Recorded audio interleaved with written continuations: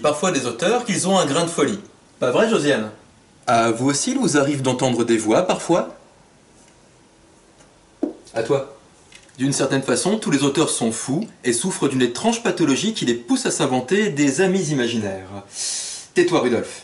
Parce que nous autres auteurs ne sommes pas tout à fait seuls dans notre tête, nous allons évoquer aujourd'hui ces étranges colocataires qui partagent nos pensées. Gentil. Nous aborderons ces parasites qui se nourrissent de notre matière grise au point de nous donner des nuits blanches. Bref, je vais vous parler des personnages.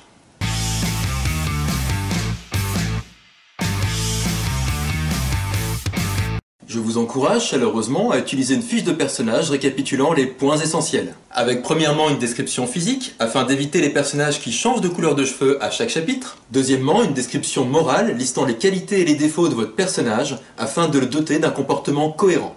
Troisième point, n'oubliez pas de doter votre personnage d'un historique, récapitulant son passé, son présent et son avenir. Dernier point mais non des moindres, quelle est l'utilité de votre personnage? Quel est son lien avec l'histoire? Que lui apporte-t-il? J'insiste bien sur ce dernier point, si votre personnage n'apporte rien à l'histoire, alors deux possibilités s'offrent à vous. Soit vous tâchez de le rattacher à celle-ci en lui inventant un lien, soit vous le mettez de côté et vous le gardez pour un prochain roman. Voici un exemple de fiche de personnage tel que présenté sur le site Histoire de roman. D'ailleurs, vous trouverez le lien correspondant dans la description de cette vidéo. Cette fiche est très détaillée. Sans doute n'exploiterez-vous qu'une infime partie des caractéristiques listées ici. Toutefois, ce travail réalisé par Maud et Carmilla est intéressant car en lisant cette fiche, vous allez certainement envisager des dimensions de votre personnage, sa santé, son animal de compagnie, ses goûts musicaux, qui sont certes facultatives, mais qui vous permettront, par petites touches, de lui donner vie. Avec le temps, dans mes fiches de personnages, j'en suis venu à privilégier trois caractéristiques. Premièrement, le lien avec l'intrigue. Mon personnage doit avoir un lien avec l'intrigue, c'est-à-dire que ses actions vont contribuer à faire avancer l'histoire. Autant que possible, chaque personnage doit être lié à l'intrigue, mais d'une façon différente de son voisin, afin de multiplier les points de vue. Par exemple, votre personnage peut être adjuvant ou opposant au dénouement de l'intrigue. Il peut en être acteur ou la subir. Il peut avoir tout à y gagner ou tout à perdre. Deuxième caractéristique, la motivation. L'intrigue doit motiver votre personnage, sinon le lecteur ne comprendra pas qu'il s'accroche à elle envers et contre tout. Mieux, non seulement votre personnage a de solides raisons d'y participer, mais en plus l'intrigue aura sur lui un impact déterminant, qu'il soit positif, négatif ou mitigé, cet impact pouvant d'ailleurs constituer votre morale de fin. Troisième caractéristique, l'attachement du lecteur. Votre personnage doit être attachant. Cherchez toujours le petit détail qui suscitera l'identification et la sympathie du lecteur. Il peut s'agir de problèmes familiaux ou professionnels, un souci d'estime de soi, un handicap, etc. Attention, votre personnage doit surmonter ces obstacles avec courage et humour. N'oubliez pas que les lecteurs ont peu de patience envers les personnages constamment défaitistes ou geignards. Réservez plutôt ces traits de caractère à des personnages que vous souhaitez rendre antipathiques. Nous pourrions parler des caractéristiques des personnages des heures durant. J'espère que ces quelques pistes vous fourniront matière à réflexion. Vous trouverez également un autre modèle de fiche de personnage dans la vidéo de Samantha Bailly consacrée à la préparation d'un roman dont vous trouverez le lien dans la description de cet épisode. Comme toujours, il n'y a aucune règle stricte en la matière. Je sais, cette réponse ne vous avance guère, aussi je m'explique. Certains auteurs vous diront qu'il est inutile de développer les mémoires de vos personnages de façon exhaustive. Selon Scott McCloud, par exemple, il est préférable de s'en tenir à quelques éléments essentiels en lien avec votre intrigue. À trop vouloir en dire, vous risquez d'ennuyer votre lecteur. Pour vous en convaincre, rappelez-vous combien il est fastidieux d'écouter quelqu'un vous raconter sa vie durant des heures. D'autres auteurs, au contraire, n'hésitent pas à développer longuement leurs personnages. C'est le cas par exemple de Stephen King, qui revient en détail sur leur passé. Le but ici est d'obtenir l'attachement de la part du lecteur. En effet, si vos personnages sont dépeints à travers des scènes du quotidien, cela permet à tout un chacun de s'identifier à eux. Morale de l'histoire, chacun est libre d'agir à sa guise, mais comprenez bien que quelle que soit l'approche que vous retenez, celle-ci vous attirera à la fois des fans et des détracteurs, donc privilégiez celle avec laquelle vous serez le plus à l'aise.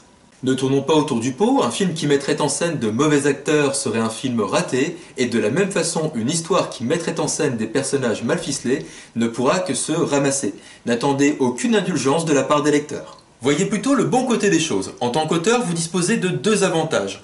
1. Vous êtes le seul responsable du casting, et 2. Vos acteurs travaillent gratuitement. Donc il ne tient qu'à vous de vous doter de véritables stars d'encre et de papier. Autre point, concernant les personnages secondaires, devez-vous les travailler autant que les personnages principaux? Hélas oui, pour plusieurs raisons.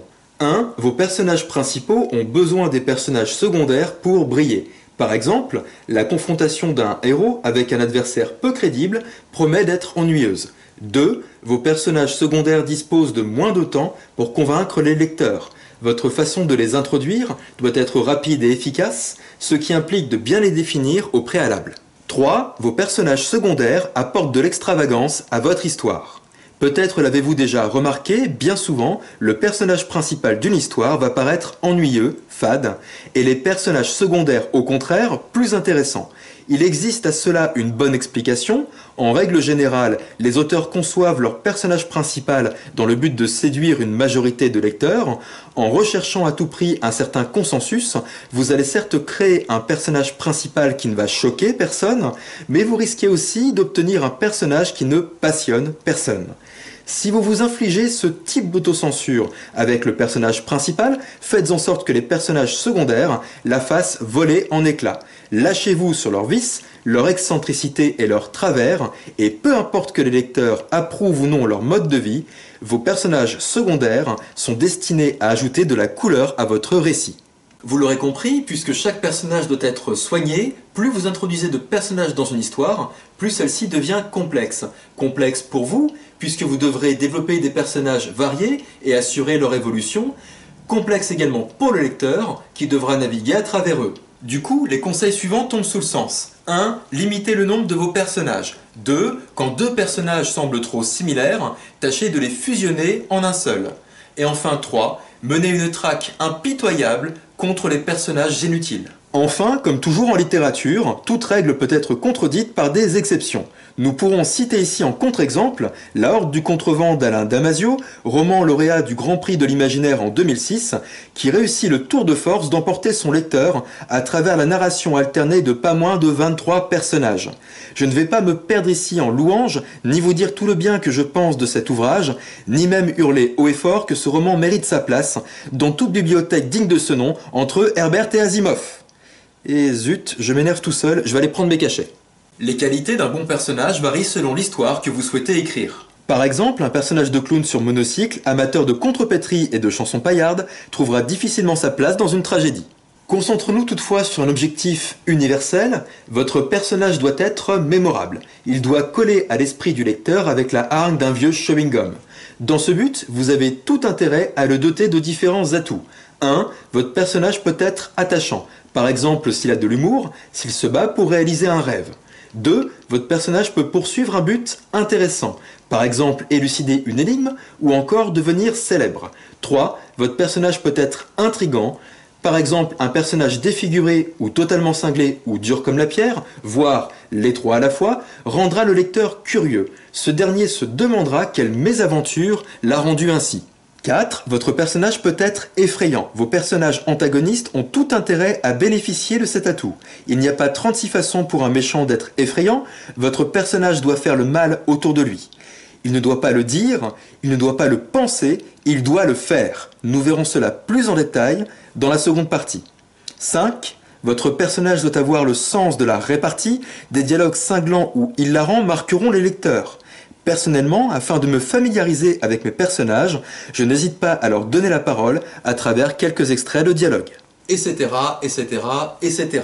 Je n'aurai pas le temps ici de développer avec vous tous les atouts à même de rendre vos personnages mémorables. D'ailleurs, il en existe probablement une infinité.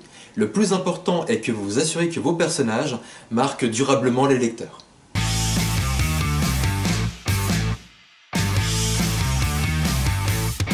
Comme nous le verrons plus tard, vos personnages et votre histoire dépendent étroitement l'un de l'autre, si bien que vous allez travailler les deux simultanément tout au long de votre projet.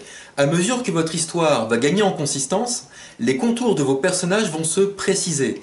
De même, en affinant vos personnages, vous allez probablement trouver des pistes d'amélioration pour votre histoire. Pardonnez la comparaison, mais lors d'un entretien d'embauche, un recruteur vous conseillerait de porter une attention toute particulière à la première impression donnée.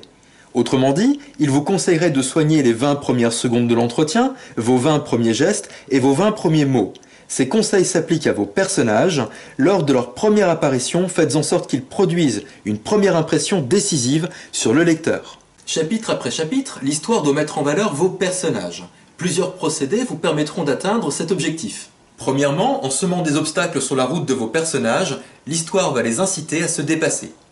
Deuxièmement, l'histoire peut contraindre vos personnages à prendre des décisions difficiles que les lecteurs eux-mêmes craindraient d'avoir un jour à prendre. Troisièmement, l'histoire peut pousser les personnages à évoluer, voire à changer du tout au tout, ou dans les cas les plus extrêmes, les laisser briser. Vous pouvez grandement vous faciliter la tâche en affûtant votre personnage dès le départ de façon à ce qu'il s'insère harmonieusement dans l'histoire.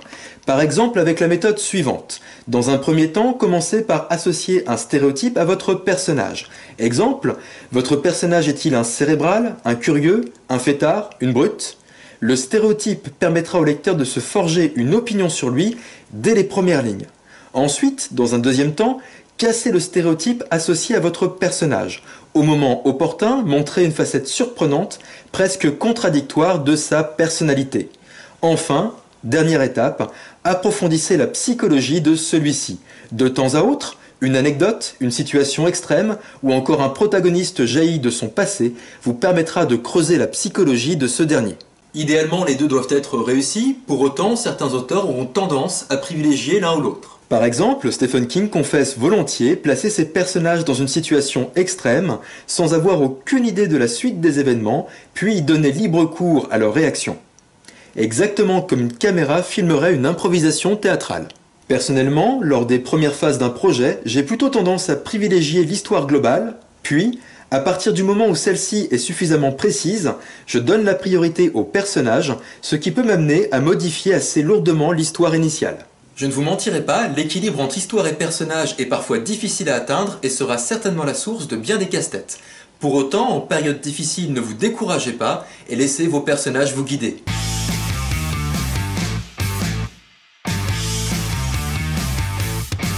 En conclusion, si chaque auteur construit ses personnages à sa façon, tous s'accordent à reconnaître que le soin qu'il leur a apporté est essentiel. Si vous voulez en apprendre davantage sur la construction des personnages, je vous recommande les ouvrages de Scott McCloud, avec une jolie formule de l'auteur que je cite de mémoire en la déformant quelque peu.